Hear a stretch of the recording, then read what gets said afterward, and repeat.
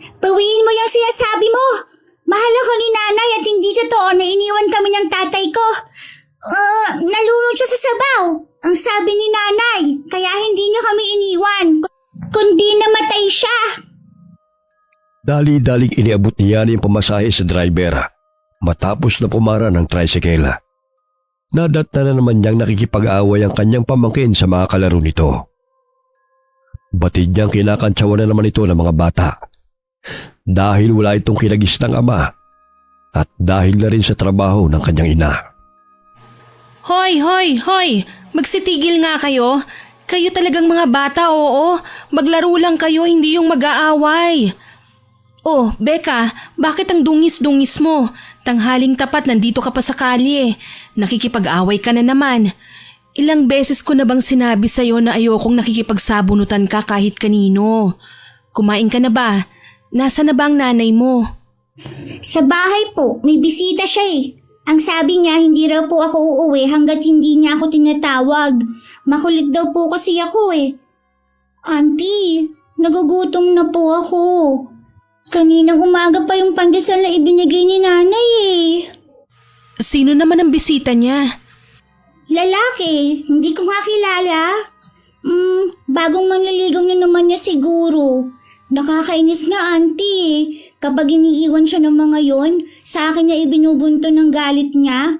Tapos, palagi niya akong iniiwan sa bahay kapag may lakad sila. O siya, halika na. May pasalubong na tinapay ako sa'yo rito. Tsaka malaki ka na, Becca. Kaya mo nang maligo. Hindi yang puro dungis yung mukha mo. Huwag mong iaasa pa sa nanay mo ang lahat dahil mas marami pa yung oras sa kanyang manliligaw kesa sa'yo. Isama mo na lang kasi ako sa pinagtatrabahuhan mo, auntie. Sige na. Hindi pwede. Mamaya mapagalitan ako ng amo ko, tanggalin pa ako sa trabaho. Hindi kasi pwedeng dalhin ng bata sa textile. Kung pwede lang, matagal na kitang isinama. Kapag nawalan ako ng trabaho, hindi na kita mabibilan ng pagkain at pangangailangan mo sa eskwela. Buti ka pa, mahal mo ko. Samantalang si nanay, palagi niya akong pinapagalitan kapag may kailangan akong bilihin sa school. Oh, wag ka nang magtampor yan. Umuwi na tayo para makaligo ka na, ha? Hindi pa man nakakapasok ng bahay si Yani, ay naririnig na niya ang tawa ng kapatid na si Lara. Nakita niyang inaakbayan pa ito ng lalaki. 5 taon ang tanda ni Lara sa kanya, ngunit mas responsable siya kaysa sa kapatid. Mula nang iwan sila ng kanilang mga magulang at pag-alagala sa lansangan, ay sila ng magkapatid ang namuhay na magkasama. Sa murang edad din naging babaeng bayaran si Lara dahil yun lamang ang alam niyang paraan upang sila ay mabuhay at dahil sa sulsul na rin ang mga kaibigan nito. Salungat ni Lara ang pag-iisip ni Yani. Mas pinili niyang tumulong sa mga tindera sa palengke hanggang sa makapagtapos siya ng sekundarya at magkaroon ng pagkakataon na makapagtrabaho sa tindahan ng mga tela. O ate, tanghaling tapat, naglalambingan na kayo. Mamaya imbis na lang gamin kayo riyan, ay magliyab kayong dalawa. Ang init ng panahon, no? Kasing init ng titigan nyo. Tumahimik ka nga. Nakita mo may bisita ako, di ba? Nagmana talaga ng ugali sa'yo si Becca. Panira kayo ng kasiyahan. Bago ka kasi makipaglampungan sa bago mong manliligaw, asikasuhin mo muna tong anak mo. Hindi pa siya kumakain, 12:30 na oh. Nandito ka na kaya ikaw na mag-asikaso. Puro sakit ng ulo ang dala ng batang yan sa buhay ko. Buti nga binuhay ko pa yan eh. Doon na nga kayo ni Becca sa kusina, inaabala nyo na kami. Mawalang galang na, Ginoo. Alam mo bang may anak na tong ate ko? Mamaya pareho ka lang sa ibang manliligaw niya. Matapos na makuhang kailangan, iiwan at ayaw pala sa may anak. Hindi para usan ng kapatid ko, ha? Hoy, Yani, tumahimik ka nga. Binabastos mo na si Bibong eh. Hindi ko po siya binabastos, pinapaliwanagan ko lang. Gusto ko lang kasing klaruhin kung ano ba talagang intensyon niya sa'yo. Last month lang iyak ka ng iyak dahil iniwan ka ng nobyo mo. Tapos ngayon may bagong manliligaw ka na. Itikong mo na nga yung bibig mo. Nobyo ko na siya kaya tumigil ka na. Grabe naman, ang bilis mo namang makamove on. Kilalanin mo muna kasi ang magiging nobyo mo. Hindi yung konting kalabit lang, bumibigay ka na kagad. Sige Lara, babalik na ako bukas. Mag-usap muna kayong dalawang magkapatid. Bibong, ako na lang ang pupunta sa bahay na tinutuluyan mo mamaya. Pagpasensyahan mo na tong demonyita kong kapatid, ha? Sige kumain ka na. Ingatan mong sarili mo at huwag kang magpapagutom. Taasang kilay na nakapamewang si Yani habang palipat-lipat ang tingin sa kapatid at sa bagong kasintahan ito. Nang tuluyan ng makalabas ang lalaki sa kanilang bahay, ay sinimula na siyang bungangaan ni Lara. Ikaw, Yani, kung makapagsalita ka sa akin, akala mo kung sino ka na. Baka nakakalimutan mo na buhay ka nang dahil sa akin. Pwede ba ate, wag mong isumbat sa akin ang bagay na yan? Pareho tayong naghirap sa lansangan, kaya ayokong sapitin ni Becca ang dinanas natin. Pareho tayong tumira sa kalye, ngunit may choice tayo kung anong daan ang ating tatahakin. Hindi kita hinuhusgahan sa naging trabaho mo noon, pero hindi pa huli ang lahat para baguhin mong sarili mo. Irespeto mo naman kasi ang katawan at pagkatao mo. Sa gayon ay may lalaking tatagal sa'yo. Hindi yung gagawin ka lang para usan. Isang linggo lang ay iiwan ka na kagad dahil naumay na sa'yo. Babae si Becca. Huwag mo namang ipakita sa kanya na normal lang ang pabago-bago ng lalaking nakakarelasyon mo. Wala kang karapatan na pagsabihan ako ng ganyan. Ate mo ko, kaya wag mo akong babastusin. Oo, ate kita at kapatid mo ko kaya may karapatan akong pagsabihan ka. Ayokong nakikita kang nagmumukmok, naglalasing na parang sa mga lalaki lang umiikot ang mundo mo. May anak ka, nandyan si Becca, kaya ayusin mo ang buhay mo ate. Alam mo ba kung anong naririnig kong usap-usapan dyan sa kanto? Lahat daw ng lalaki pinapatulan mo. Wala kang inaayawan dahil ang katikati mo. Hindi ako masasaktan ng ganito kung hindi kita mahal. Lalong-lalo na nakikipag-away si Becca dahil yun ang sinasabi sa kanya ng mga tsismosang walang magawa kundi ang gawing kampulutan araw-araw. Pinagtatanggol ka ng anak mo. Kaya sana pahalagahan mo ang taong may pakialam at nagmamahal sa'yo. Hindi yung mga lalaking ginagamit lang ang katawan mo. Auntie Yani, tapos na po ako maligo. Kinuskus ko po na mabuti ang kilikili ko kagaya ng sinabi mo. Nag-aaway po ba kayo? Hindi. Halika, magbihis ka na para makakain na tayo. Padabog na umakyat ng kwarto si Lara at malakas na isinarado ang pinto. 17 taong gulang lamang noon si Lara nang isilang nito si Becca. Nabuntisan ng kanyang customer, ngunit hindi niya na ito mahagilap.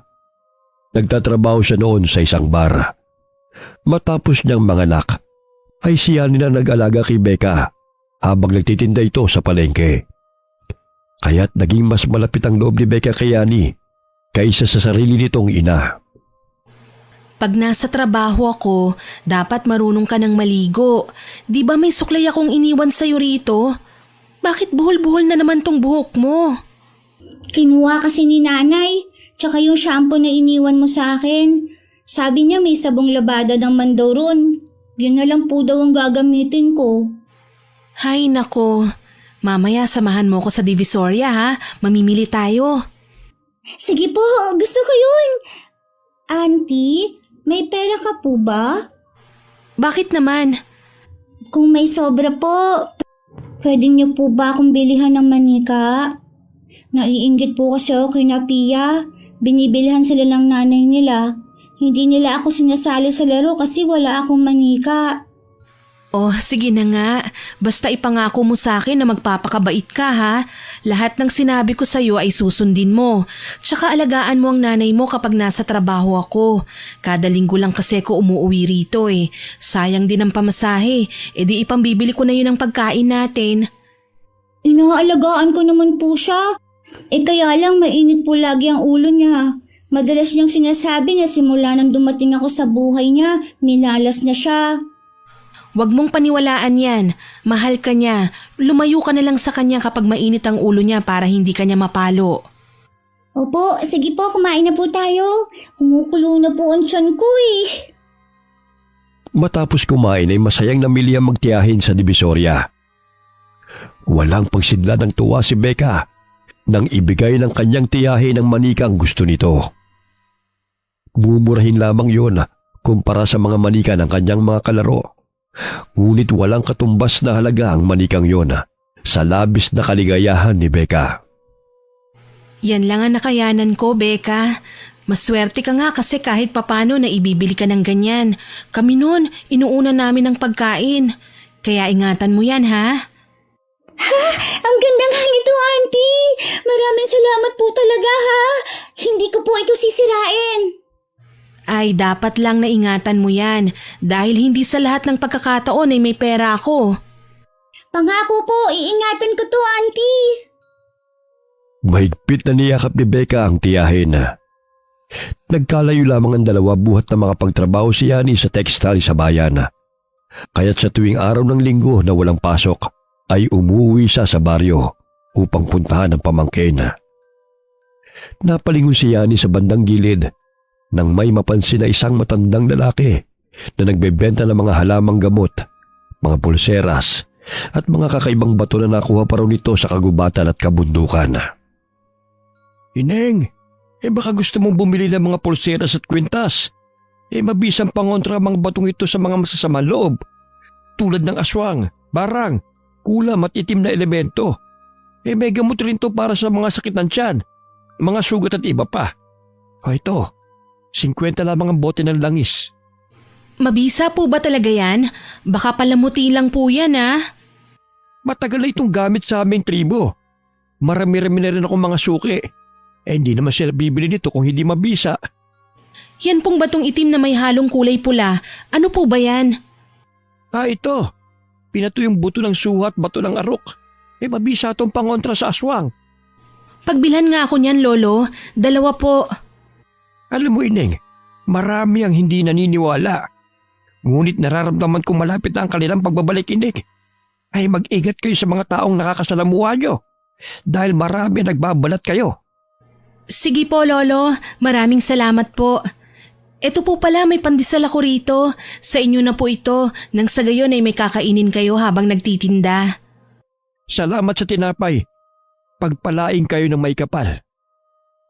Agad na sumakay ng tricycle na magtiyahin at bumalik sa kanilang bahay. Pinagmasdan niya ang biniling mga bato. Animoy kristalyo na kumikinang sa loob. Para saan po yan, Auntie? Sabi ni Lolo, pangontra daw sa mga aswang. Kailangan ko to kasi madalas na akong ginagabi sa pag-uwi. Tapos yung dinadaanan ko bago makarating sa bahay na tinutuluyan ko, may malaking puno ng akasya. Ang sabi ng mga kasama ko, may naninirahan daw na engkanto ron. Ano po bang engkanto? Parang tao rin ang kanilang katawan. Kaso nga lang kulay itim ang balat nila.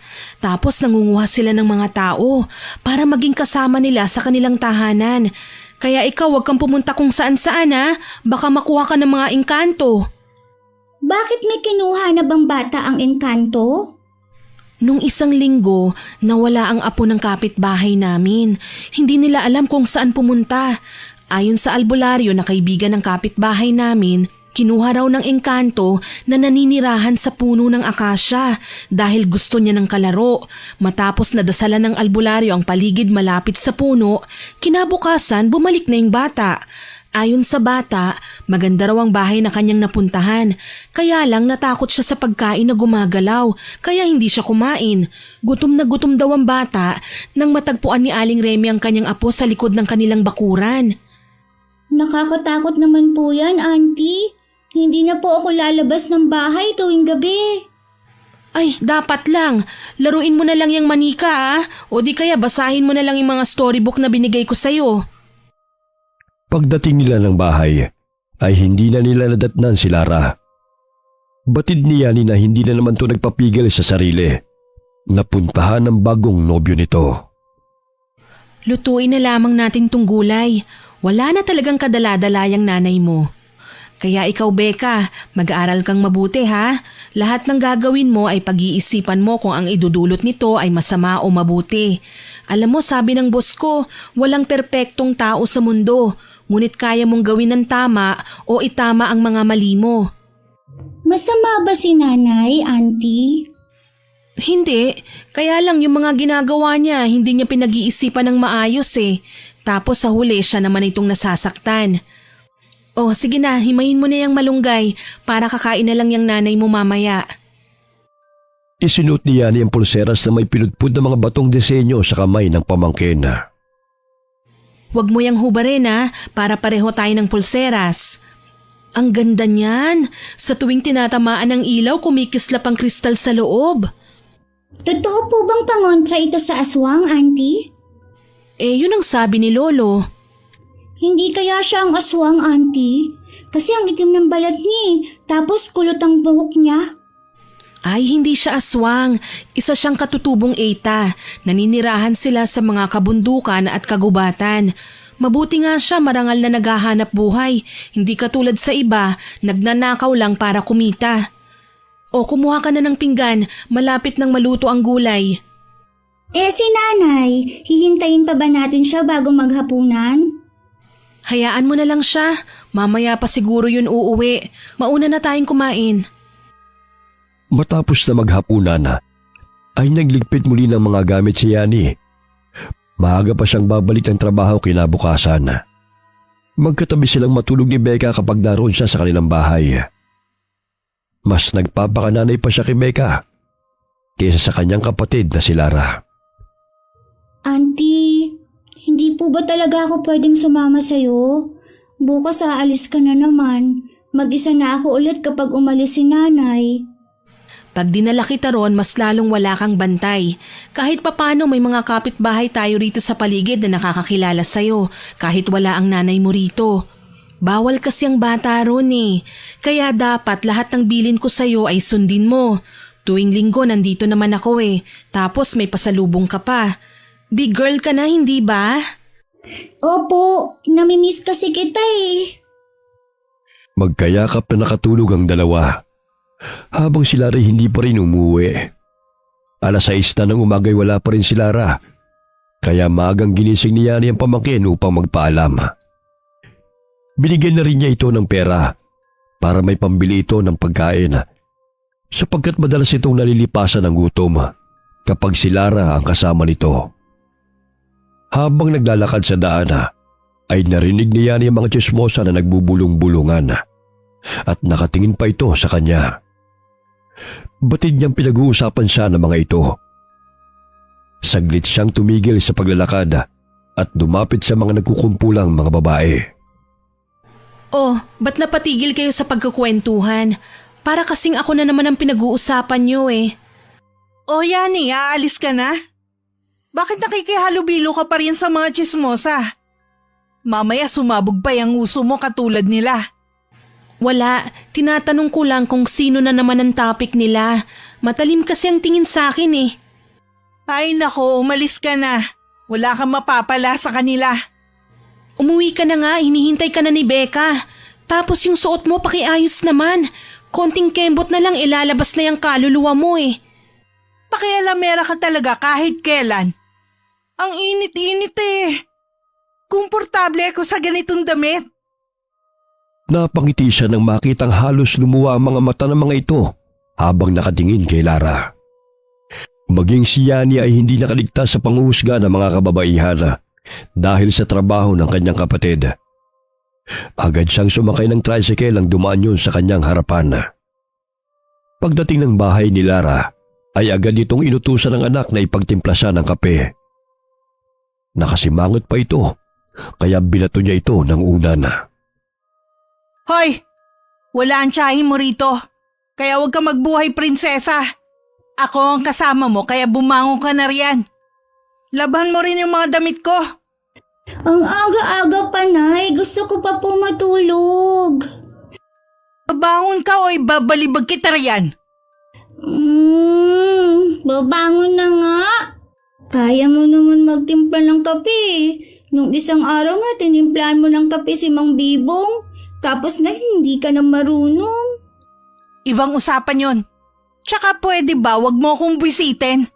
Ang aga-aga eh. Ito na nga po, magtitimpla na po. Pasimangot na tinimplahan ni Becca ang kanyang ina ng kape. Dahil inaantok pa imbes asukal ang ilagay niya sa kape, ay iodized salt ang kanyang nailagay at agad na ibinigay sa ina. Ibinuga ni Lara ang hinigop ng kape nang malasahan na sobrang alat nito. Ano ba yan, Becca? Bakit ang alat? Papatayin mo pa yata ako eh. Asin ang inilagay mo imbes na asukal. Asukal yung inilagay ko. Eto po. Hindi ka ba marunong magbasa? Iodized salt to. Yang kasing auntie mo ang arte-arte. Pwede namang ordinaryong asin ang bilhin. Sorry po, Nay. Parehas kasing pino kaya napagkamalan kong asukal. Ipagtitimpla na lang po kita ulit. Wag na. Sinisira mo lang ang araw ko. Magsaing ka na lang dahil nagugutom na ako. Nakapagluto na po si Auntie. Tsaka may itlog na po tayong ulam. Nay, akala ko po ba itinigil mo na yung paninigarilyo mo? Sabi kasi ng teacher namin na masama po yan sa kalusugan. Hay nako, sabihin mo sa teacher mo, wag niya akong pakialaman. Hindi pa naman ako namamatay kaya hindi ito masama sa akin. Sinindihan ni Lara ang sigarilyo gamit ang posporo. Ilang beses na siyang pinagsabihan ni Becca na tigilan na nito ang paninigarilyo dahil madalas na siyang inuubo. Oy Becca, ihanda mo mga gamit natin. Dahil magbabakasyon tayo sa lugar ni Nabibong sa Holy Week. Aalis po tayo rito, Nanay. Saan naman po tayo pupunta? Kasasabi ko lang, di ba? Dun sa lugar ni Nabibong. Gusto niya ako magbakasyon sa kanila. Alangan namang iwan kita rito. Mapupuno na naman yung tenga ko sa kakaputak ng tiyahin mo kung pababayaan kita. Pero Nay, mag-aalala po si Auntie kung aalis tayo nang hindi niya alam kung saang lugar yun. Dito na lang po ako sa bahay. Sino makakasama mo rito? Pwede ba, Becca? Huwag kang maging KJ sa kaligayahan ko. Puro na lang problema ang dala mo. Tsaka, kailangan ko rin ng taga-bitbit ng mga gamit. Ako ang nanay mo. Hindi lahat ng gagawin ko eh. Magpapaalam ako sa tiyahin mo. Nasisiguro kong hindi naman yun papayag eh. Akala mo naman nanay ko siya. Ilang sandali bumukas ang pintuan ng bahay. Iniluwa nun si Bibong na may bitbit na pandesal. Napatingala si Becca nang tumingin sa lalaki sapagkat hanggang bewang lamang siya nito. O Becca, ang aga-aga bakit nakasimangot ka?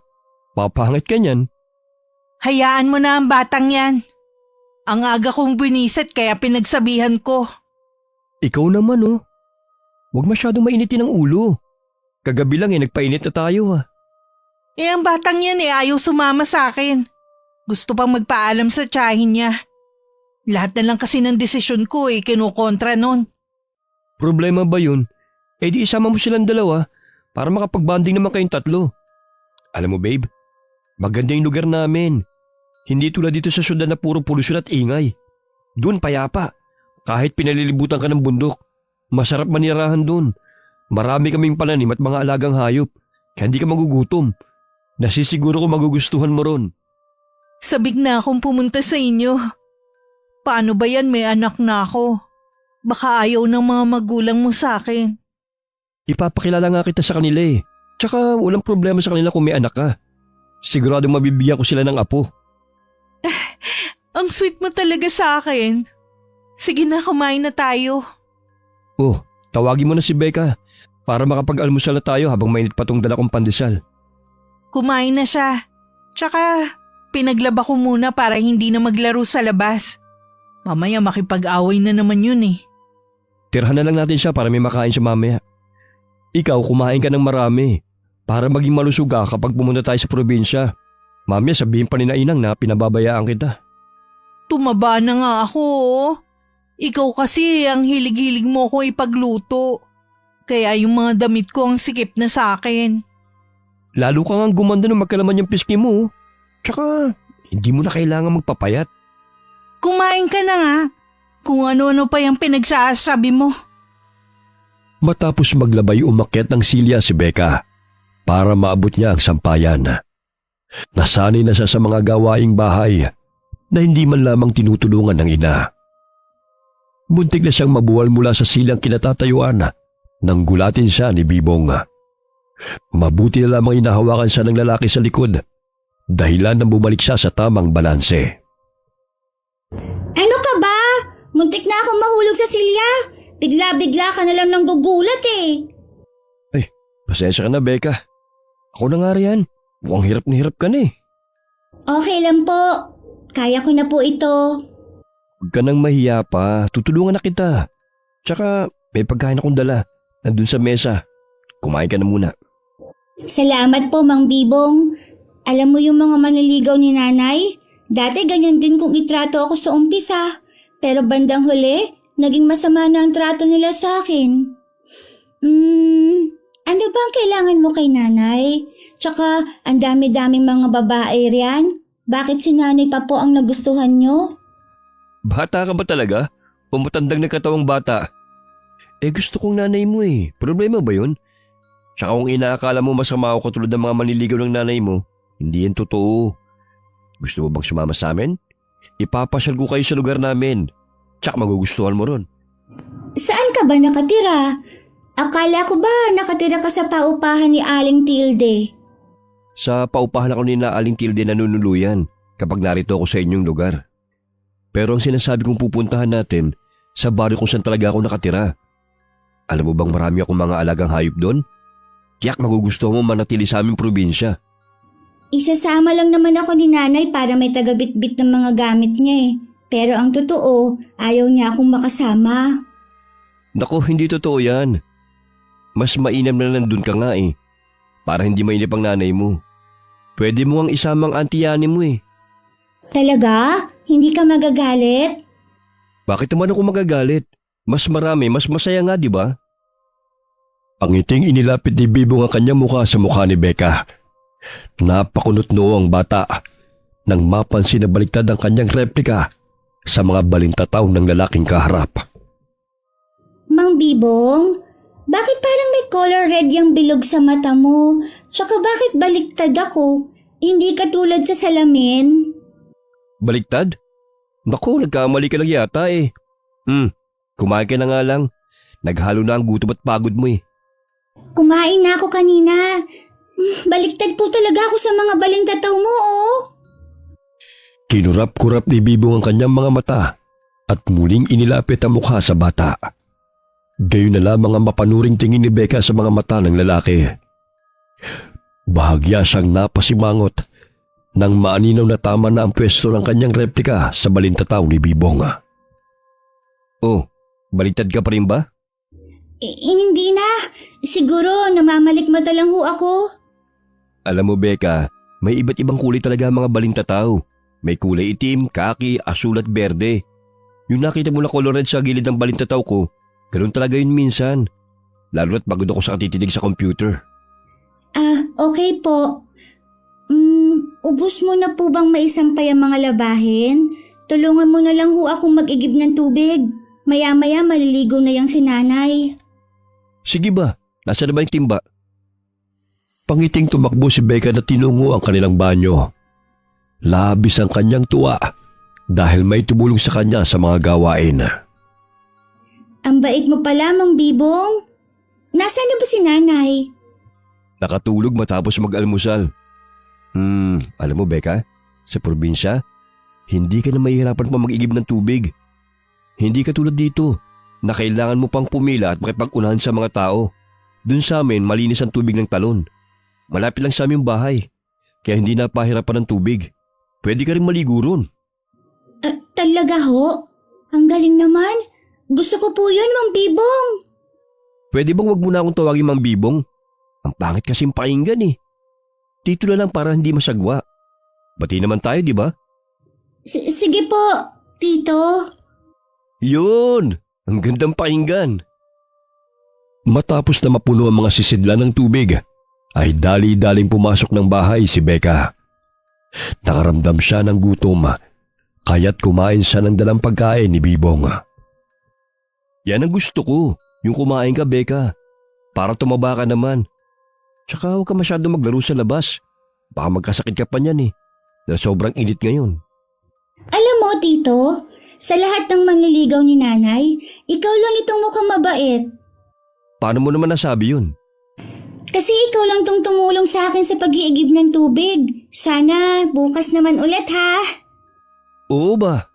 Basta bago tayo pumunta sa probinsya, pataba ka na para hindi ako sabihin ni Inang na ginugutom ko kayo. E di magdala ka na maraming pagkain araw-araw. Ilang araw ang lumipas. Napapansin ni Lara na naging malapit ang loob ng anak sa nobyo nitong si Bibong. Kaya't lihim na mas lalo siyang napahanga sa lalaki. Tumaba rin silang mag-ina dahil madalas silang ipagluto nito. Mabait naman yung anak mo Ikaw nga lang tong palagi siyang pinagagalitan. Oh, malapit ang maluto tong tinolang niluluto ko. Tawagin mo na si Becca para makapananghali na tayo. Napahinto sa paglalaro si Becca ng kanyang manika nang tawagin siya ni Lara. Unang beses na nakasabay niya ang ina sa pagkain nang hindi siya sinesermonan. Animoy buo silang pamilya kung titignan habang kumakain. Araw yun ng Sabado, day off ni Yani, kaya umuwi siya matapos niyang maggrocery. Saglit siyang napahinto sa pintuan nang makitang masayang nanananghalian ng tatlo. Mukhang masaya kayo ngayon Mabuti at may nadatnan na akong pagkain sa mesa. Parang nakakapanibago naman. Oh, Yani, sabayan mo na kaming kumain. Tamang-tama ang pagdating mo. Auntie, dito ka na po umupo sa tabi ko. Alam mo, Auntie Yani, masarap po pala magluto si Tito Bibong. Tsaka tinutulungan niya akong mag-igib ng tubig, kaya hindi na ako nahihirapan. Eh di mabuti, parang tumaba na nga kayo ng nanay mo Kumain ka na nga. Kung ano-ano pa yung pinagsasabi mo. Maging si Yani lihim na nakaramdam ng tuwa dahil naging disente ang suot ng kanyang kapatid.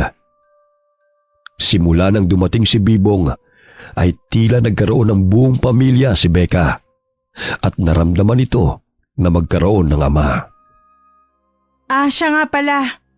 Gusto kaming isama ni Bibong sa probinsya nila. Long weekend naman kaya naisip naming magbakasyon. Saan ba ang lugar nila? Sa Baryo Kalingaw. Parang ngayon ko lang narinig ang lugar na yan Tsaka hindi ba delikadong mamasyal kapag Holy Week? Kung ayaw mong sumama, dumito ka na lang sa bahay. Magbabakasyon ako, kaya huwag ka nang kumontra. Tsaka isasama ko yan si Becca para may magbitbit ng mga dala ko. Gagawin mo pa talagang personal assistant tong si Becca? E di sasama ako kung kakawawain mo lang tong pamangkin ko. Baka mapano pa yun doon. Kailan ba ang alis ninyo? Siguro sa Martes na. May trabaho pa kasi si Bibong sa araw ng Lunes 2 linggo pa naman bago ang araw na yun. Kaya makakapaghanda pa ng dapat na dadalhin. Tamang-tama, wala rin kaming pasok ng 5 araw kaya sasama ako. Himala na sasama ka. Alam ko kasing uutusan mo lang ang anak mo Parang pinanganak ka kasing Reyna. Kawawa naman ang pamangkin ko pag nagkaganon. Mabuti nang nandun ako para mabantayan ko rin siya. Hindi ko naman kinakawawa yan Kailangan lang niya magbanat ng buto. Dahil puro laro na lang ang inaatupag niya. Ayan na naman kayong dalawa. Marami pang ulam mo kaya ubusin nyo na yan. Mas okay nga magbakasyon kayong tatlo para makapag-bonding naman kayo. Humigop ng sabaw si Yani. Bahagya siyang napapikit dahil sa sarap nito. Napasulyap siya sa pamangkin at napangiti naman ito sa kanya. Binulungan niya ito dahilan na tumawa si Becca. Tama ka nga, ang sarap nga niyang magluto. Mabuti naman dahil hindi marunong magluto si ate. Oo nga po, Auntie. Anong binubulong-bulong yung dalawa riyan? Alam kong pinag-uusapan niyo na naman ako. Hindi ang sabi ko kasi masarap ngang magluto itong si Bibong. Isang technician si Bibong na nagkukumpuni ng mga sirang computer at cellphone. May pwesto ito malapit sa palengke, kaya doon na siya nangungupahan malapit sa tinitirhan ni Lara. Alam mo ate, sa dinami-dami ng mga naging nobyo mo, si Manong Bibong yung mabait, responsable, at higit sa lahat naging kasundo ni Becca. Paanong hindi sila magkakasundo? Si Bibong na ang gumagawa ng mga gawain dito sa bahay. Naku, dapat nga ikaw ang gumawa hindi itong si Becca. 8 taon lang siya, no? Hindi lahat ng mga gawain ay dapat na iutos sa kanya. Bata lang siya at paminsan-minsan ay kailangan niyang makipaglaro. Ay, alam mo, 2 na kayo ni Bibong na pinagsasabihan ako ng ganyan tukol kay Becca. Nabibingin na ang tenga ko sa paulit-ulit na paalala. Mas bagay nga sa yung disenteng damit at hindi na lumalabas yung boobs mo. Tumaba kasi ako Hindi na kasya ang mga damit ko. Kaya puro t-shirt na lang ang sinusuot ko. Tsaka ipapakilala niya ako sa mga magulang niya. Hindi niya gustong pumunta ako sa kanila na nangangayayat. Baka sabihin na pinababayaan daw niya ako. Ayaw mo nun, alagang-alaga ka? Di ba yan naman ang gusto mo? Tumigil na rin pala ako sa trabaho ko. Pinatigil na kasi ako ni Bibong Mabuti naman kung ganun, tsaka maaari ka namang maghanap ng trabaho, yung marangal, para naman hindi ka matamatahin ng magiging biyenan mo. Ay, medyo kinakabahan nga ako, Yani. Pero ang sabi ni Bibong mabait naman daw ang pamilya niya. Yun naman pala kaya wala kang dapat na ikatakot. Sa palagay ko, siya na ang the one mo. Sobrang maasikaso nga niya sa inyo ni Becca Pareho na kayong tumaba. Mag-iimpake na ako ng dadalhin ko, ha? Ikaw na ang maghanda sa mga gamit ni Becca. Para naman anytime Bibit-bitin na lang natin ng mga gamit. Bukas babalik naman ako sa bayan. May trabaho pa kasi ako bago ang Holy Week. Pero sa susunod na Lunes uuwi ako rito. Ano bang ipabibili mo na babaunin natin? Pagkain na lang natin. Matakaw pa naman yan si Becca. Nakakaya naman kung wala tayong dala ron. Matapos bumaba ng tricycle si Yani, ay napadaan siya sa tapat ng matandang lalaki na nagtitinda ng mga halamang gamot. Nakalatag ang paninda nito sa malapad na sako sa gilid ng divisorya. O Ineng, kamusta ka? Ikinigagalak kung makita kang muli. Lolo, mabuti naman po. Eto nga suot ko ng pulseras na binili ko sa inyo. Tsaka medyo hindi na po ako natatakot dahil wala na po akong nararamdaman sa bahay na inuupahan ko. Dati kapag ginagabi ko sa daan, parang may sumusunod po sa akin Mag-iingat ka, Ineng.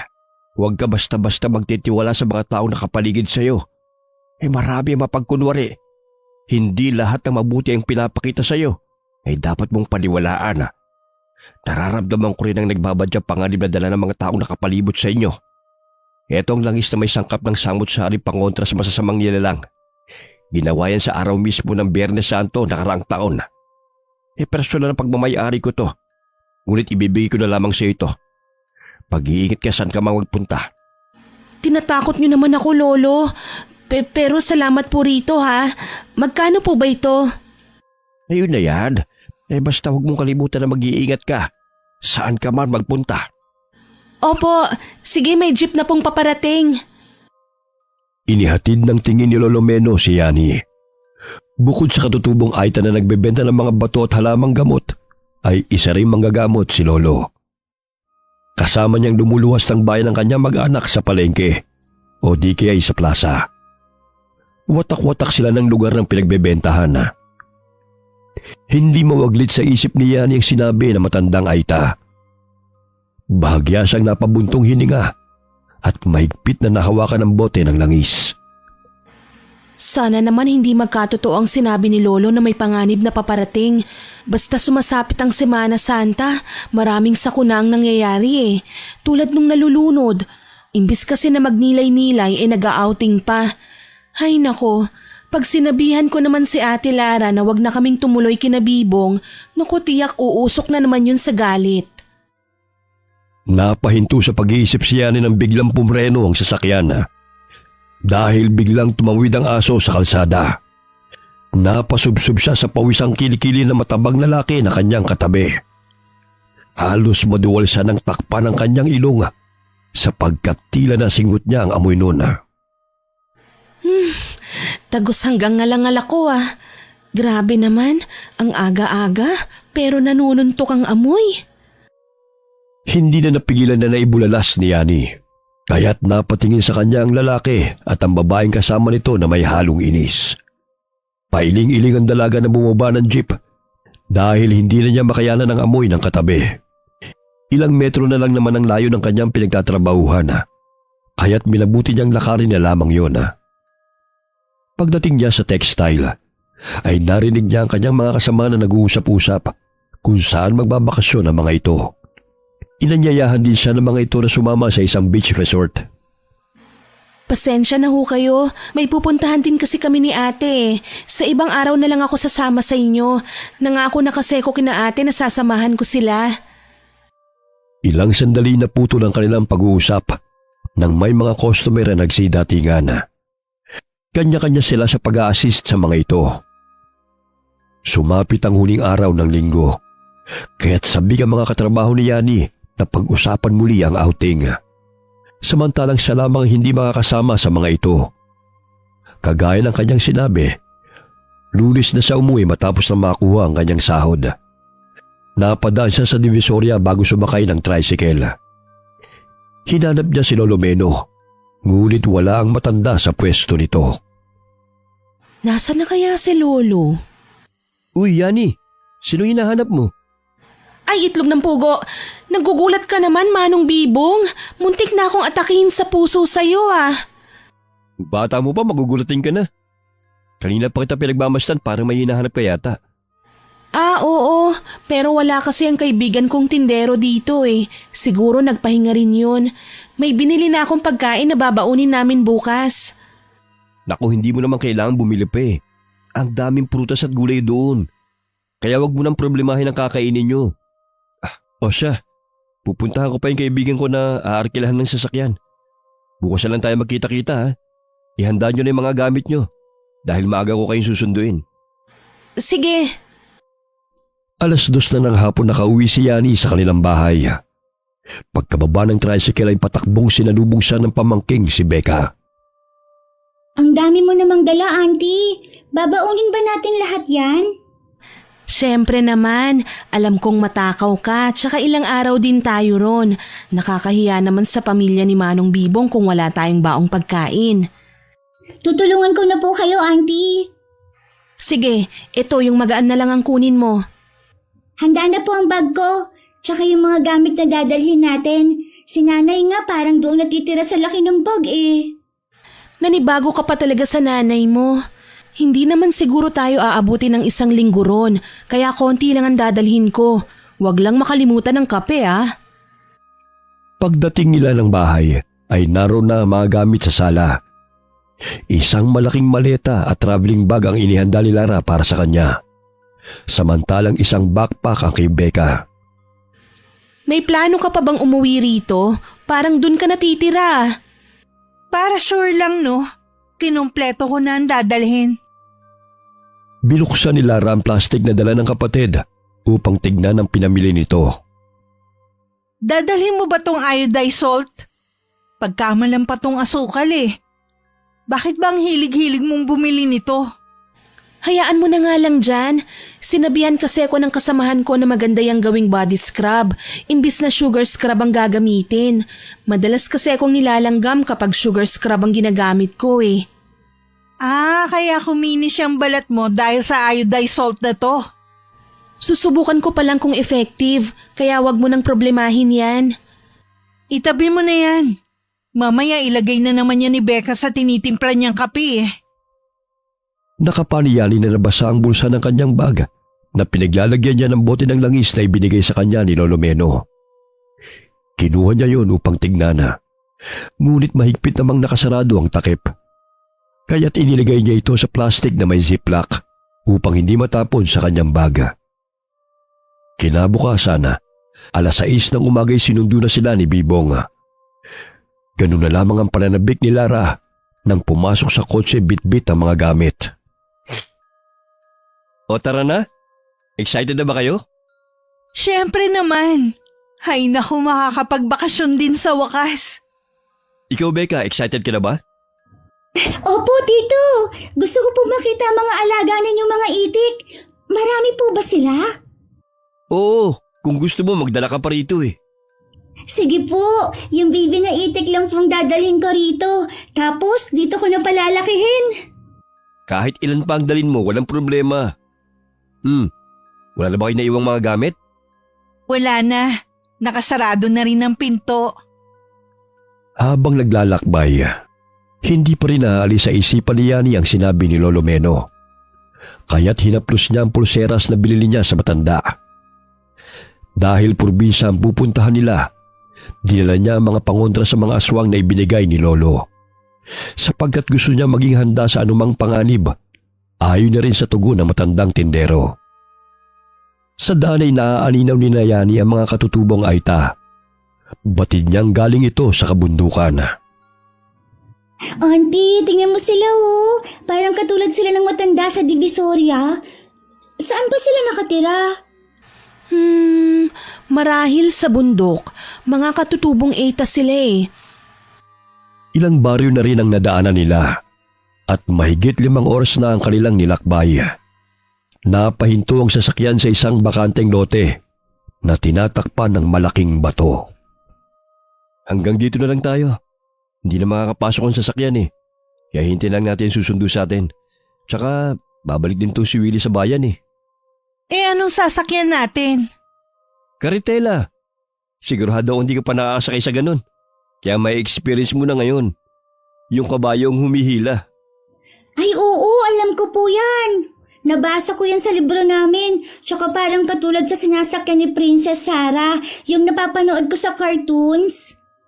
Mabuti pa tong si Becca, alam kung ano yun. Alam ko rin yun, no? Naunahan niya lang ako.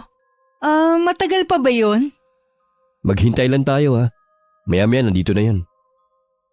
Palinga-linga si Yani sa paligid. Lihim siyang humanga sa kagandahan ng lugar na yun. Sariwa ang hangin at napakatahimik. Ilang sandali pa'y may dumating na kabayo, hila-hila ang karitela. Agad silang sumakay roon dala ang mga gamit. Umalis na rin si Willie na kaibigan ni Bibong. Dala ang nirentahan nilang sasakyan. Wow, ang galing! Ang sarap pala sumakay rito! Nagustuhan mo ba, Becca? Opo, tsaka ang ganda po ng lugar. Pero, bakit wala akong nakikitang mga bahay? Maya-maya makakita ka na rin. Habang lumalayo sila sa kalsada, ay hindi may paliwanag ni Yani ang kabang nararamdaman.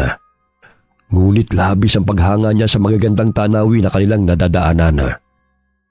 Tila isang lugar na hindi pa nadidiskubre ng mga tao na maaaring gawing tourist spot. Mahigit 1 oras din ang kanilang paglalakbay sakay ng karitela. Hanggang sa tuluyan na nilang narating ang Baryo Kalingaw. Napalunok ng sariling laway si Yani nang mapansin na kakaibang tingin ng mga tao sa kanila. Animoy nagniningning ang mga mata habang nakaawang ang mga bibig. Oh, nandito na tayo. Huwag kayong mag-alala. Ganyan lang ang mga yan. Minsan lang kasi kami magkaroon ng bisita, kaya sabik silang makilala kayo. Oo nga eh. Ang weirdo nga nila kung makatingin. O na magdadala ng mga gamit nyo. Sundan nyo na lamang ako. Siguradong hinihintay na tayo na inang sa bahay. Halos umalingaw-ngaw sa paligid ng malakas na tili ni Lara nang biglang hawakan ng isang lalaki ang kanyang paa. Naglalaway pang nakatingin ito sa kanya na nooy gumagapang sa lupa. Turo! Bitiwan mo siya! Bisita natin sila, kaya wag mo namang takutin. Bitiwan mo nga ako. Pagpasensya mo na sa Turo. Pinanganak siyang may kapansanan kaya gumagapang sa lupa. Hindi siya nakakapagsalita. Pero nakakaintindi naman kung kakausapin. Hindi rin siya nakakalakad. Maging si Beck ay napayakap kay Yani dahil sa gulat. Inilibot ng dalaga ang kanyang mga mata. Pabilis ng pabilis ang tibok ng kanyang puso. Dahil halos lahat ng mga mata ng mga taong naroon ay nakatuon sa kanila. Ito na ang bahay namin. Pasensya na't simple lang to ha.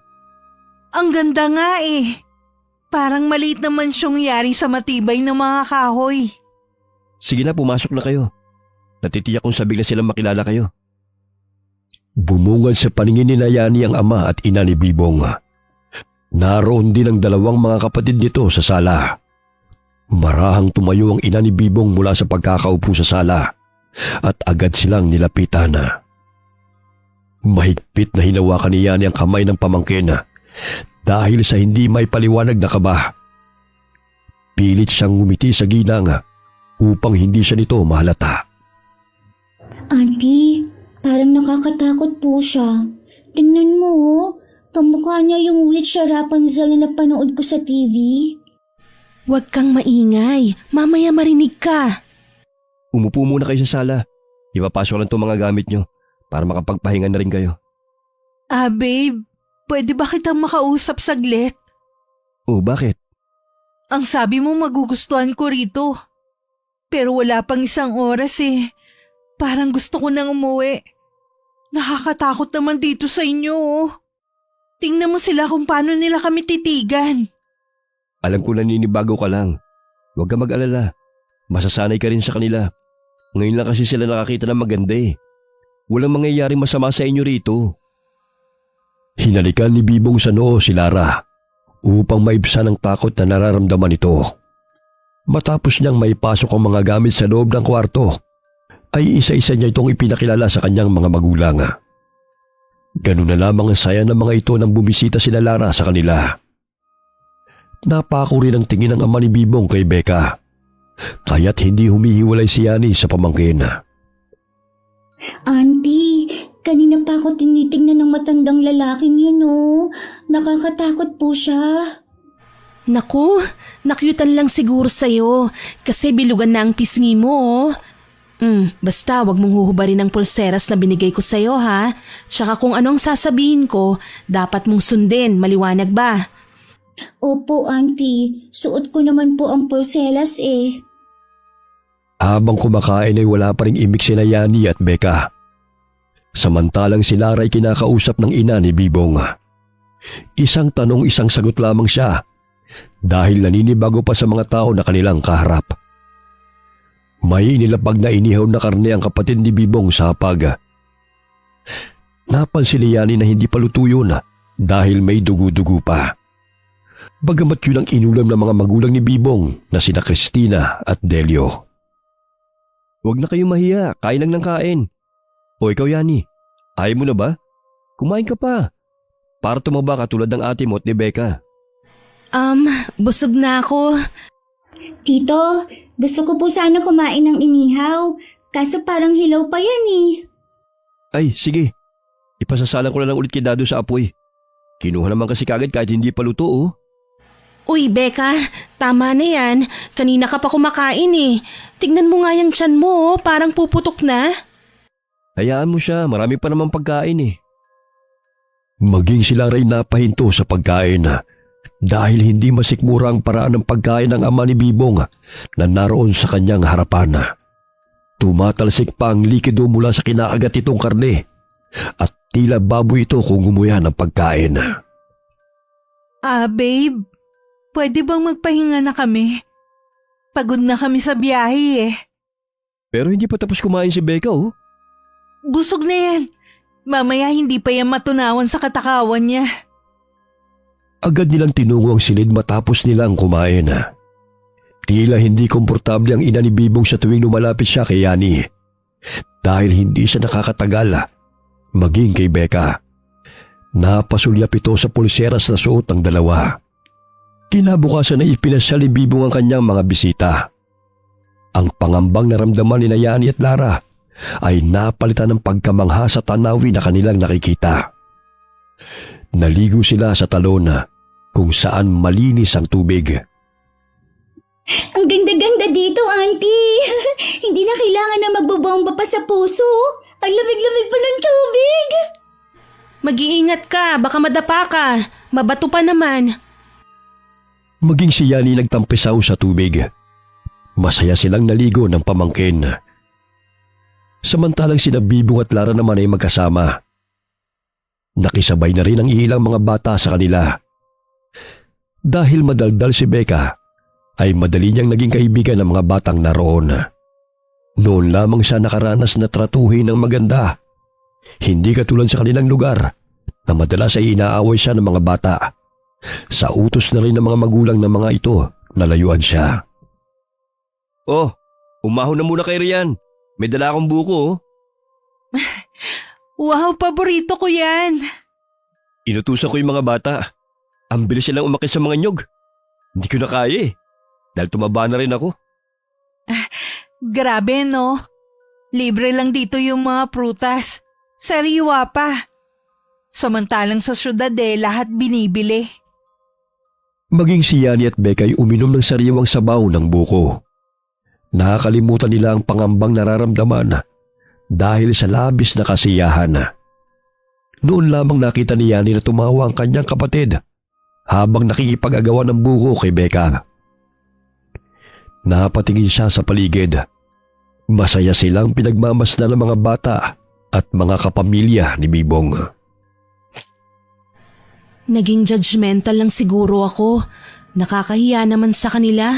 Nanibago lang siguro sila na magkaroon ng bisita, gaya ng sinabi ni Manong Bibong. Tugon ni Yani sa kanyang sarili. Ilang sandali pa'y may daladalang mga kayumito at mangga ang mga bata. Sa pamamagitan ng pagbibigay ng mga prutas, ay masaya nilang pinapaunlakan ang kanilang mga bisita. Para sa amin ba ang lahat ng mga prutas na to? Ang dami naman. Para sa inyo talaga yan. Alam ko natakot kayo sa kanila nung una nyo silang makita eh. Pero mababait ang mga yan. Oo nga eh. Maraming salamat sa mga prutas na ibinigay ninyo ha. Ngumiti ang tatlong bata at agad na ring umalis. Ayaw pa sanang umahaw ni Becca sa talon, ngunit tanghali na. Auntie, gusto ko ba po maligo? Tingnan mo sila ang saya-saya nila. Bukas na lang ulit. Mamaya uuubuhin ka na. Pagdating nila ng bahay, ay handa na ang lahat ng pagkain. Inaasikaso sila ng mabuti ng pamilya ni Bibong dahil sila lamang ang mga bisitang naroon. Napasulyap si Yani sa babaeng naghahanda ng pagkain sa mesa. Parang pamilyar siya sa akin. Saan ko kaya siya nakita? Nagtama ang kanilang paningin, ngunit biglang bumawi ng tingin ng babae at agad itong tumalikod. Auntie, pakiabot po yung saging. Gusto ko po yan eh. Sige, pero hinay-hinay lang sa pagkain Mamaya sumakit na naman yung tiyan mo. Opo. Manong Bibong, pwede naman pong sumabay sila sa ating kumain eh. Huwag mo na silang alalahanin. May mesa lang silang inihanda para sa kanila. Kinagawin na kasi namin dito sa baryo na kapag may bisita, inaasikaso talaga. Ayan nagsipaghanda na rin sila ng kanilang mga mesa. Napapansin ni Yani na nasa gitna sila na pinapagitnaan ng iilang mesa, kung saan nakaupo sa katabing mesa ang mga magulang ni Bibong. Sa ibang mesa naman ay ang kanilang mga kamag-anak. Animoy may festa roon dahil sa ginanap na salo-salo. Kakaiba rin pala rito sa lugar ninyo kapag merong bisita. Madalang kasi magkaroon ng dayo rito eh. Kaya matindi ang pag-aasikaso ni na amang at inang, maging ng mga kababaryo namin. Tito, ang sabi mo marami kang alagang itik. Gusto ko po sila makita. Oo ba? Mamaya pupunta tayo ron sa hapon. Sigurado ako maraming nangingitlog na inahin. Nahagip ng paningin ni Lara ang nahiwang sugat sa braso ni Bibong. Kaya nagtaka siya kung paano yun natamo ng kasintahan. Gayong magkasama sila bago ito makatulog kagabi. Babe, may sugat ka. Mukhang malalim yan na paano ba yan? Huwag mo nang alalahanin to. Kanina kasi hindi ko namalay na may sanga ng kawayan na nakausli sa daan. Kaya nahagip ang braso ko. Ginamot ko na to. Ganun ba? Para kasing kinalmot ka eh. Sino naman ang kakalmot sa akin? Kung meron man, ikaw yun. Sumapit ang hapon. Tinungo ni ng Bibong ang lugar kung saan naroon ang mga alaga niyang mga itik. Ganun na lamang ang tuwa ni Becca nang makita ang mga ito sa kulungan. Ang mga siso ay lumalabas pa mula roon, kaya natatawa siya habang hinahabol ang mga yon. Grabe, ang dami nila.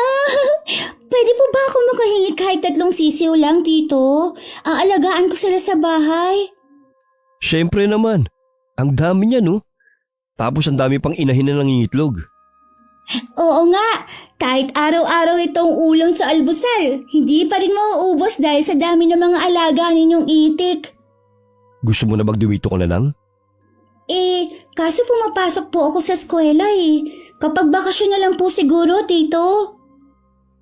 Dahil sa pagod sa pamamasyal, ay mabilis na nakatulog si Becca pag uwi nila ng bahay. Nakaramdam ng pangangalay sa paa si Yani. Kaya naisipan niyang kunin ang langis sa kanyang bag at masahiyan ang kanyang mga kasukasuan.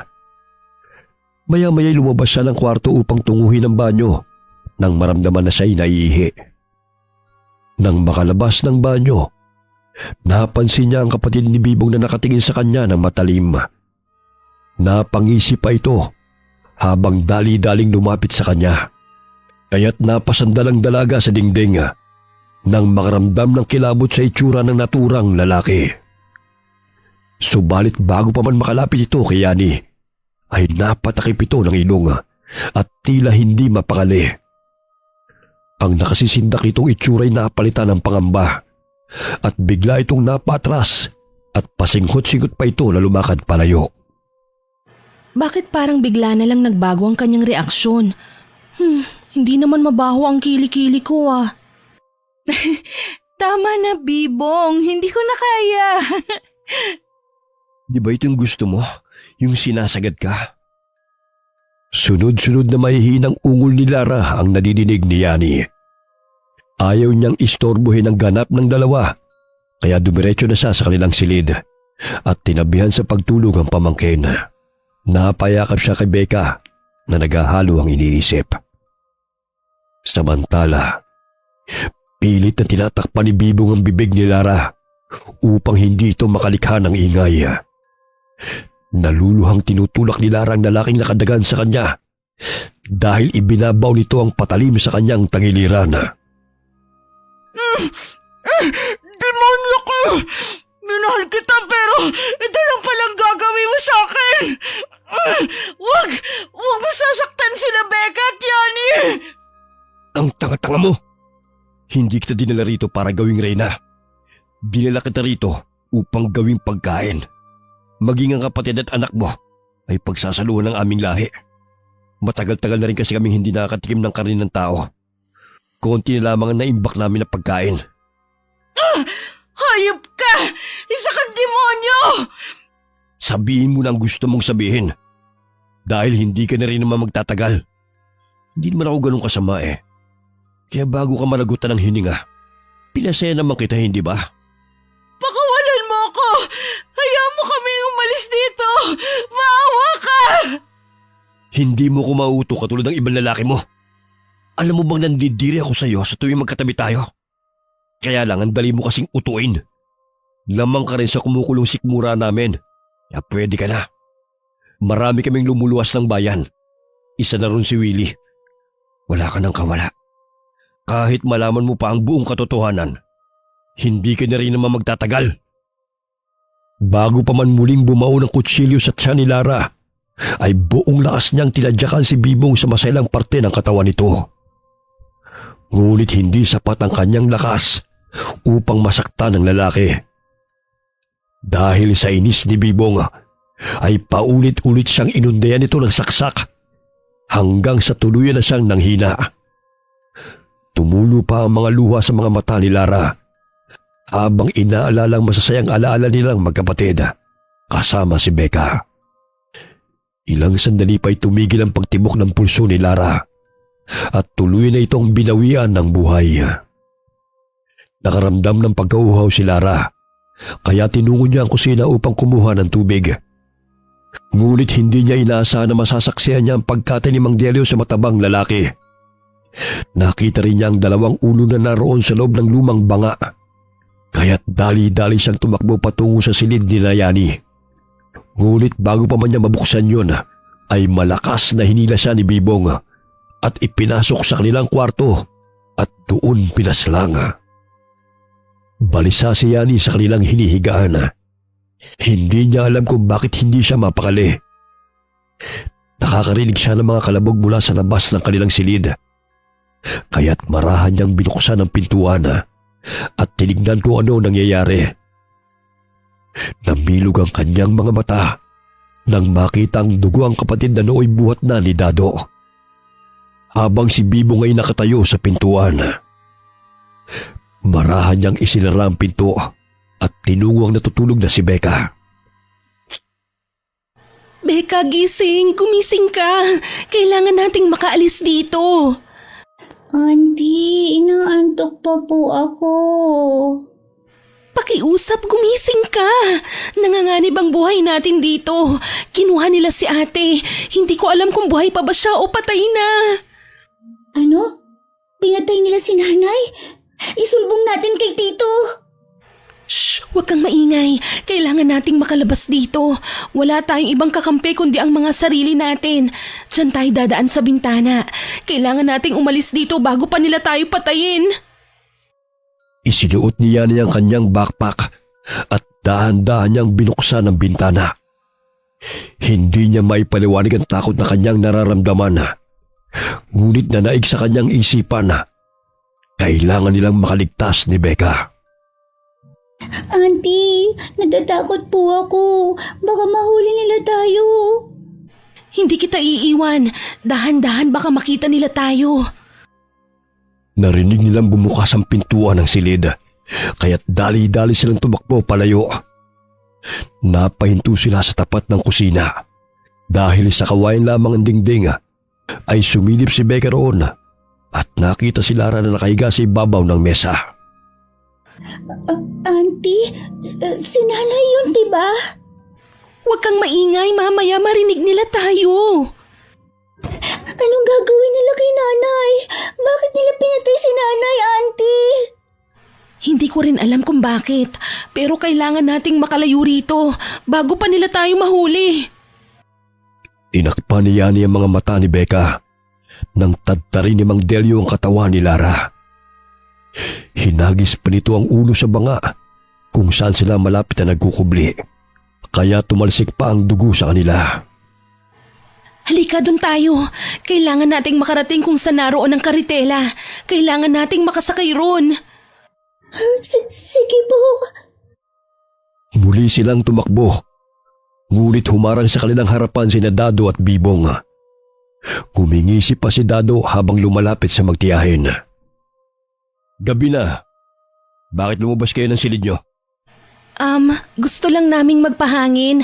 Nainitan kasi itong si Becca. Pumasok na kayo sa silid nyo. Baka mapano kayo rito. Mamaya na. Hindi na kasi kami inaantok. Ayos lang kami rito. Ang sabi ko, pumasok na kayo ng bahay. Huwag nyo kong galitin. Bakit? Anong gagawin mo sa amin? Itutulad mo ba kami kay Ate Lara? Bakit hinayaan mo siyang tadtarin ng iyong ama? Dinala mo ba kami rito para gawing pagkain? Hoy! Huwag mo kong angasan. Hindi ubra ang pagiging mataray mo rito. Gusto mo bang putulin ko yung dila mo? Salbahe ka! Bakit mo hinayaan patayin nila si nanay? Alam mo ikaw na bata ka? Nagtitimpi lamang ako sa kakulitan mo. Kahit na kailan, hindi kita ituturing na anak. Lumapit ang isang babae kay Bibong at bahagyang humalik ito sa pisngi ng lalaki. Matalim din itong nakatingin sa kanila. Ilang sandali pa ay naalala niya ang babae kung saan niya ito nakita. Siya ang kasama ng matabang lalaki na nakasabay niya sa jeep. Naglalambingan pa ang mga ito. Nandilat ang mga mata niya nang makita ang putol na ulo na bitbit ng babae. Biglang nagbago ang wangis ni Bibong. Tinubuan ng matatalim na mga ngipin at ang balat nila ay maihahalin tulad sa bayawak. Auntie, bakit parang naging halimaw po sila? Natatakot po ako sa kanila. Layuan niyo kami! Huwag kayong lalapit! Auntie, papatayin nila tayo at tulad ng ginawa nila kay nanay. Binuksan niya ang dala niyang bag. Napansin niyang doon niya na ilagay ang iodized salt, kaya dali-dali niyang pinunit ang plastik at isinabo yun sa mga aswang na lumalapit sa kanila. Ngunit tila hindi man lamang ito tinatablan. Bakit hindi sila natatabla ng iodized salt? Asin naman to ah. Ay nako, yan na ba ang pangontrang dala mo? Paano ba yan, Yani? Hindi kami tinatablan. Walang yaka? Minahal ka ng ate at pamangkin ko, pero ito lang ang gagawin mo sa amin? Anong kasalanan namin sa'yo? Malugod ka naming tinanggap sa aming buhay, pero ikaw lang din pala ang magiging sanhi ng aming kamatayan. Hindi lang naman kayong dinala namin dito. Wala na kaming magagawa. Dahil kayo mga tao ang pagkain namin. Tatanga-tanga naman kayo eh. Kaya walang dapat sisihin, kundi ang mga sarili nyo. Nanginginig na humihikbi si Becca habang mahigpit na napayakap sa tiyahin. Napansin ni Yani na imbes na iodized salt ang kanyang isinaboy sa mga aswang ay ang plastik ng asukal ang kanyang nabuksan. Shit, asukal pala to, Becca, kaya hindi sila tinatablan. Huwag na kayong tumakas. Mapapagod lang kayo. Kinapa ni Yani ang isang supot at agad na pinunit yun. Nasisiguro niyang iodized salt na yun dahil tinikman muna niya bago isinaboy sa mga aswang. Tila napaso ang aswang na si Bibong at ang mga kasamahan nito nang lumapat sa kanilang balat ang asin. Dahil sa galit ay ibinato ng babaeng aswang ang putol na ulo na hawak nito kina Yani at Becca. Auntie, lumalayo sila tuwing isinasabi mong asin sa kanila. Kulang ang asin na ito dahil ang dami nila. Wala tayong mahihinga ng tulong dahil lahat silang naninirahan dito ay mga aswang. Hoy, Yani! Tigilan mo na yung pagsaboy mo ng asin! Hindi mo kami mapapatay sa ginagawa mong yan! Hindi niyo masasaktan si Becca! Lumayo kayo, mga demonyo! Habang parami ng parami ang mga nagaanyong aswang na lumalapit sa kanila, ay gano'n na lamang ang pag-apaw ng langis sa bote. Kinuha yun ni Yani at aksidenteng tumalsik ang langis kay Dado na patakbong lumalapit sa kanila. Malakas itong umatungal at napasapo sa kanyang pisngi sapagkat animoy napaso ang kanyang balat nang tamaan siya ng langis na may sangkap ng arok at samut-saring halaman na pangontra sa mga aswang. Nakikita mo ba yun, Becca? Tila napapaso sila sa langis. May pananggalang na tayo sa kanila para hindi na nila tayo malapitan. Oo nga, Auntie. Kalahati na lang ang natirang langis sa bote. Pinahira ni Yani ang buong katawan ng pamangkin ng langis, maging ang kanyang katawan. Dahil medyo mabantot ang amoy nito, ay hindi rin makayanan ng mga aswang. Sa tuwing dumadampi sa kanilang balat, ay hindi nila mapigilan ng pangangati at napapaso rin sila. Gawa yun sa halaman ng arok na kinatatakutan at iniiwasan ng mga aswang, lalo na ang mutya nito. Lumalayo ang mga aswang sa tuwing lumalapit ang magtiyahin sa kanila. Hulihin niyo sila! Hindi maaaring makatakas ang dalawang yan! Dahil tutugisin na naman tayo ng mga tao kapag nalaman nila ang ating tinitirhan. Hindi ko sukot akalain na may malakas siyang pangontra. Bakit kasi hindi mo sinigurado bago mo sila dinala rito? Dahil wala naman akong naramdamang kakaiba nung naglalakbay kami. Marahil may gumagabay sa kanila. Malakas ang kapangyarihan na bumabalot sa babaeng yan. Magiging malaking problema natin siya kapag hinayaan natin siyang makatakas. Kaya patayin silang dalawa! Humahangos na tumakbo sina Becca at Yani palayo sa lugar ng mga aswang. Napakong tingin ni Yani kung saan naroon ang karitela, kung kaya't tinungo nila ito. Bilis, sumakay ka na, Becca! Kakalagan ko lang tong kabayo. Dali, Auntie. Paparating na sila. Ang higpit kasi ng pagkakatali eh. Tutulungan na po kita. Wag na, malapit ko na ring makalasto eh.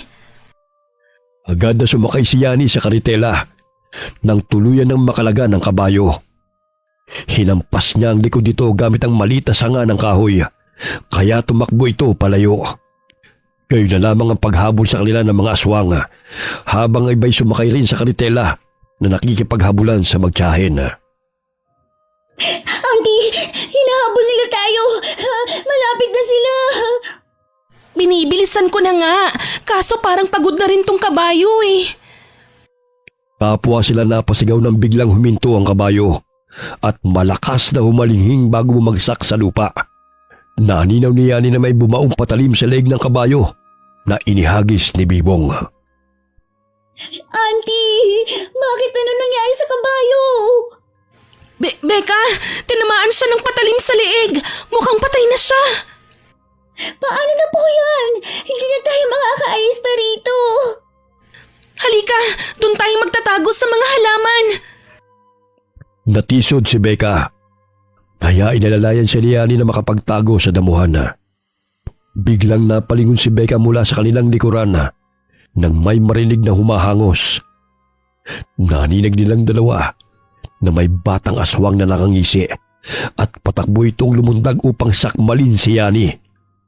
Subalit maliksing sinabuhin siya ng dalaga ng iodized salt, kaya't bumagsak ito sa lupa at namimilipit sa sakit. Lumayo ka! Hindi ako magdadalawang isip na saktan ka kung magpupumilit kang lumapit! Naapakan ni Yani ang patalim na pagmamayari ng batang aswang, kaya't kinuha niya yon upang gawing sandata laban sa mga aswang na humahabol sa kanila.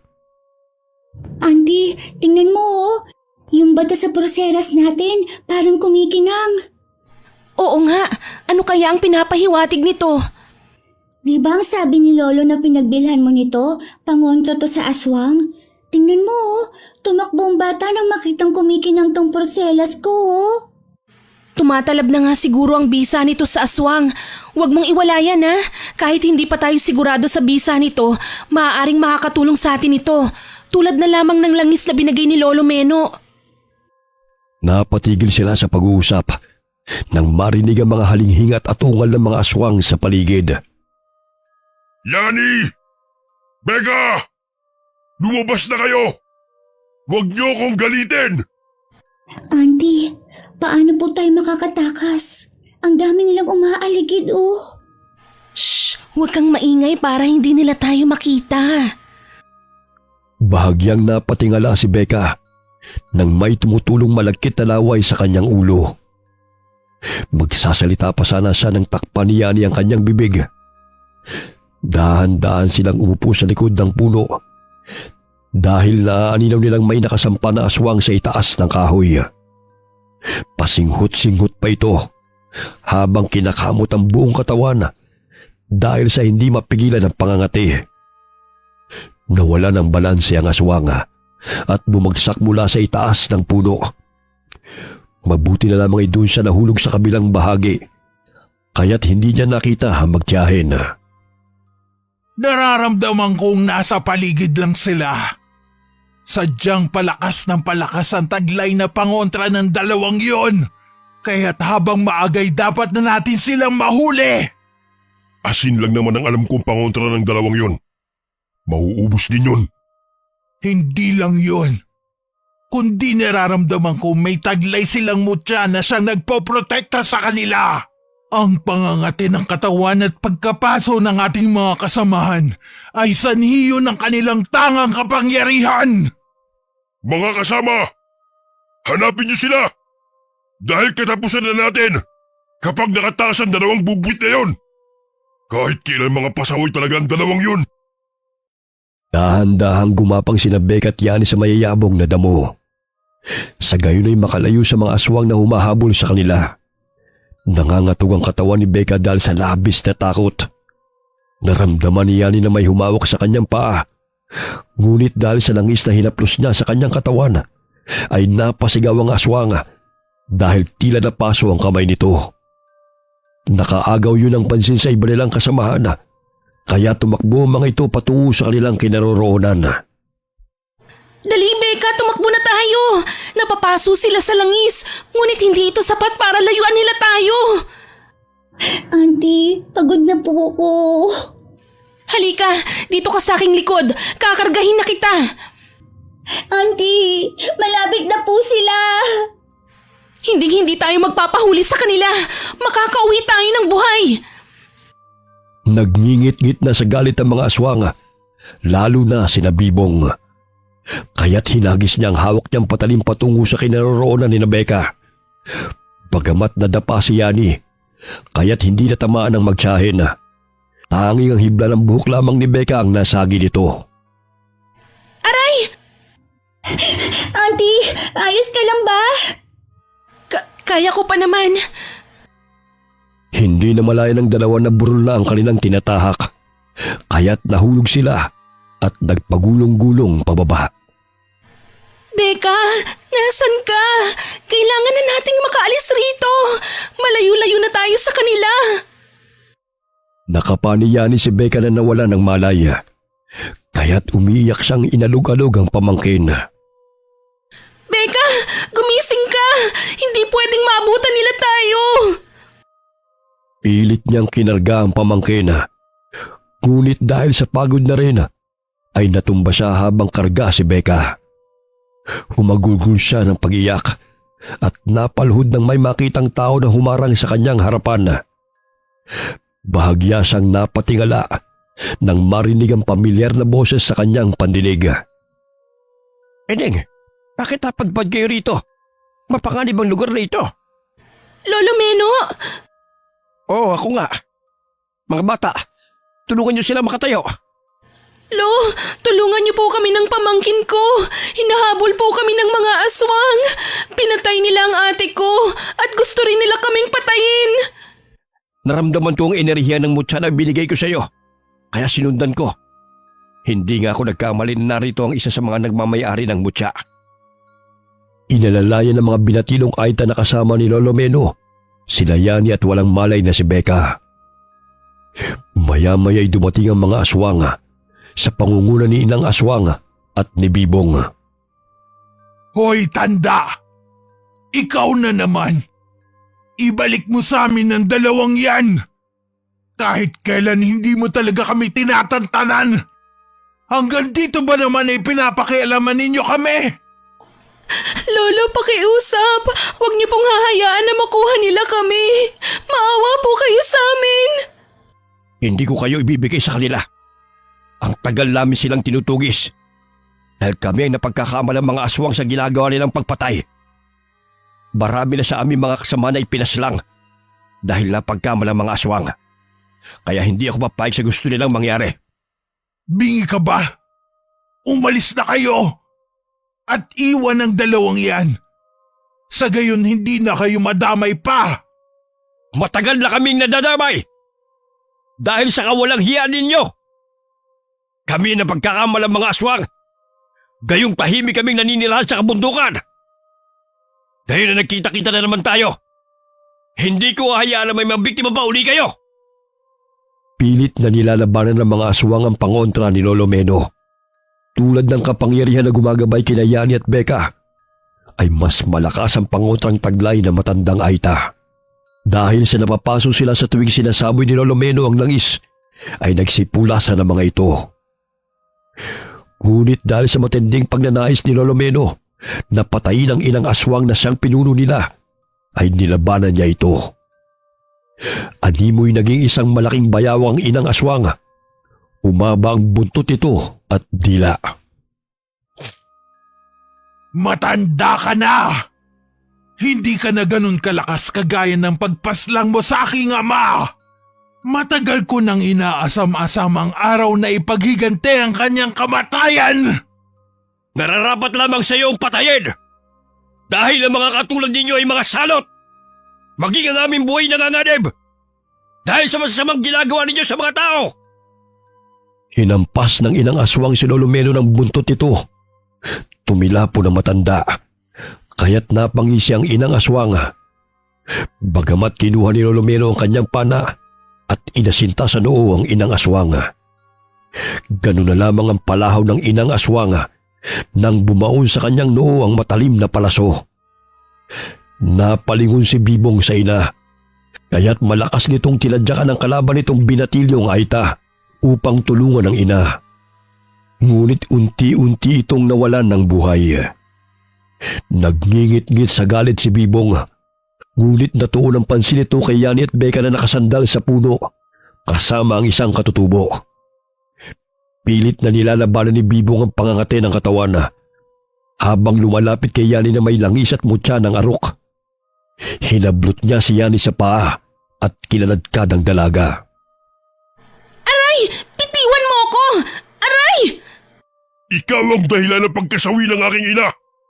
Papatayin kitang babae ka! Sisihin mo ang sarili mo! Dahil kung hindi mo kami dinala rito, hindi mamamatay ang nanay mong aswang! Salbahe ka! Isusunod kita sa kapatid mong marumi ang pagkatao! Mas marumi ka dahil ang katulad mo'y kahit kailan ay hindi na magbabago. Kasing lansa ng bunganga mo ang budhi mo. Bitiwan mo ako, hayop ka! Dinaganan ng aswang na si Bibong si Yani. Galit na galit itong ibinuka ang bibig upang sakmali ng dalaga. Ngunit isinaboy ni Yani ang natitirang laman ng langis sa bote sa mukha ng lalaking aswang. Bagamat iniindaman nito ang pangangati at hapdi ng katawan upang mapatay si Yani, ay hindi na nito magawang malabanan pa ang sakit dahil nalaplos na ang balat nito sa mukha at umuusok na rin ang buo niyang katawan, kaya't siya na mismo ang lumayo sa dalaga. Ngunit dahil sa dami ng langis ng arok na dumampi sa kanyang mukha, ay nanuot yun sa kanyang laman hanggang sa mga lahati ang natapyas niyang pisngi. Humandusay ang katawan ni Bibong sa damuhan na binawian ng buhay. Dahil sa takot sa katutubong mga aita, ay patakbong umalis sa mga aswang. Kabilang na roon ang ama at ang babaeng totoong karelasyon ni Bibong. Deng, halika na, patay na yan. Gusto pa niyang labanan ng bisa ng langis, ha? Diyan siya nagkakamali. Dahil pinalakas pa yan sa tulo ng mutya ng iyong pulseras. Sa tingin ng iba'y ordinaryo lamang yan. Ngunit lumalabas ang kanyang kapangyarihan kapag ikaw ay nasa panganib. Samahan mo pa ng pananampalataya sa poong lumikha. Dahil kung hindi dahil sa kanya, ay hindi tayo gagabayan ng mga puti ang gabay. Lo, nasan si Becca? Ligtas siya, kasama ng apo ko. Nawalan lamang siya ng malay dahil sa matinding pagod at takot. Gagamutin ko siya pagdating natin sa tribo. Halika na, si Orem na lamang magbubuhat sa pamangkin mo. Lolo, natatakot po akong balikan ng mga aswang. Maaari kayong manirahan kasama namin. Alam kong babalikan kayo ng mga kasama nila sa syudad. Mas mainam kung tumira kayo sa lugar kung saan kayo ligtas at walang nakakakilala sa inyo. Ang sakit ng likod ko. Ang layo ng pagkakaladkad ng bibong na to Paano ba kayo napadpad sa lugar na ito? Dahil sa salbahing bibong na to, niligawan niya ang ate ko. Tapos sabi niya magbabakasyon daw kami dito sa kanilang lugar. Hindi ko sukat akalain na gagawin pala nila kaming pagkain. Pinatay nila ang ate ko, Lolo. At may iba rin silang biktima. Nakikisalamuha sila sa mga normal na tao para dalhin sa kanilang lugar. Sigurado kung lilipat na naman ang lugar na titirhan ng mga yon. Dahil natuntunan namin sila. Ilang kasamahan na rin namin ang namatay dahil sa kagagawa nila. Pinagbibintangan na kami ang mga aswang. Kaya't pansamantala akong tumigil sa pagtitinda dahil sa hidwa ng aming panig laban sa kanilang pangkat. Pagdating sa tinitirhan ni Lolo Meno ay nagising si Becca. Ganun na lamang ang palahaw ng bata. Hindi niya gustong lumayo ang tiyahin sa kanyang tabi dahil sa takot at matinding trauma na nangyari sa kanila. Ginamot ni Lolo Meno ang mga sugat na magtiyahin. Pansamantalang nanirahan silang dalawa kasama ang mga katutubong aita. Minanmanan ng mga kasamahan ni Lolo Meno ang lugar kung saan naninirahan ng mga aswang. Ngunit wala na roon ng mga ito. Batid nilang lumipat na naman ang tirahan ng mga ito at naghahanda upang muling makapambiktima. Hindi mapigil ang mga paiyak ni Yani habang niyayakap ang pamangkin dahil kung hindi sa tulong ni na Lolo Meno ay hindi sila nakaligtas sa kamay ng mga aswang. Wakas. Pawin